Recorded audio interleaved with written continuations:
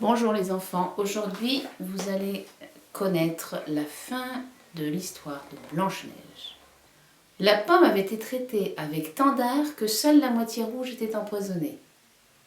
Blanche-Neige regarda le fruit avec envie, et quand elle vit que la paysanne en mangeait, elle ne put résister plus longtemps.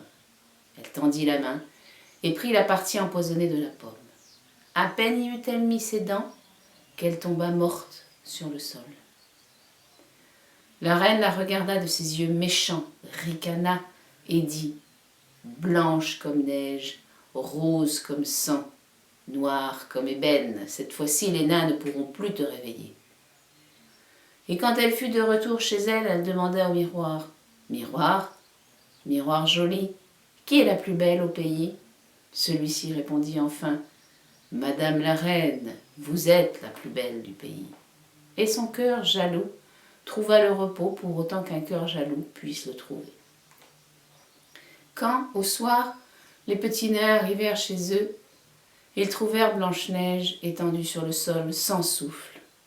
Ils la soulevèrent, cherchèrent s'il y avait quelque chose d'empoisonné, défirent son corselet, coiffèrent ses cheveux, la lavèrent avec de l'eau et du vin.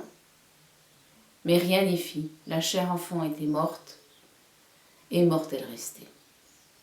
Ils la placèrent sur une civière, s'assirent tous les 7 autour d'elle et pleurèrent 3 jours durant. Puis, ils se préparèrent à l'enterrer.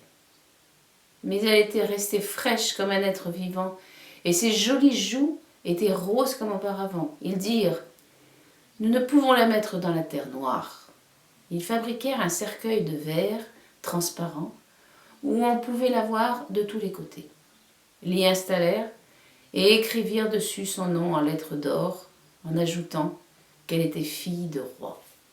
Ils portèrent le cercueil en haut de la montagne, et l'un d'eux monta la garde auprès de lui. Longtemps, Blanche-Neige resta ainsi dans son cercueil, toujours aussi jolie. Il arriva qu'un jour un prince qui chevauchait par la forêt s'arrêta à la maison des nains pour y passer la nuit. Il vit le cercueil au sommet de la montagne et la jolie Blanche-Neige. Il dit aux nains « Laissez-moi le cercueil, je vous en donnerai ce que vous voudrez. »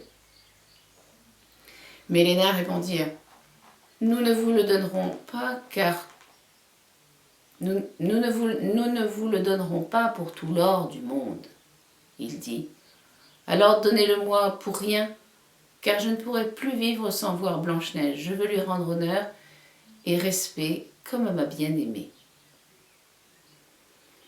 Quand ils entendirent ces mots, les bons petits nains furent saisis de compassion et lui donnèrent le cercueil. Le prince le fit emporter sur les épaules de ses serviteurs. Comme ils allaient ainsi, l'un d'eux buta sur une souche. La secousse fit glisser hors de la gorge de Blanche-Neige le morceau de pomme empoisonnée qu'elle avait mangé. Puis après, elle ouvrit les yeux, souleva le couvercle du cercueil et se leva. Elle était de nouveau vivante. « Seigneur, où suis-je » demanda-t-elle. « Auprès de moi, » répondit le prince, plein d'allégresse.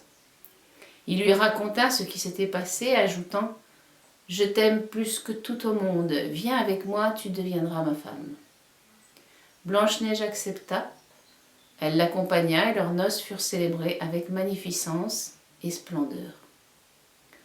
La méchante reine avait également été invitée au mariage. Après avoir revêtu ses plus beaux atours, elle prit place devant le miroir et demanda « Miroir, miroir joli, qui est la plus belle au pays ?»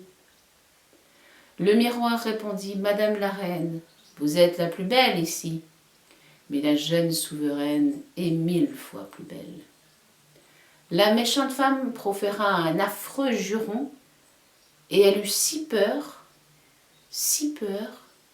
qu'elle en perdit la tête. Fin.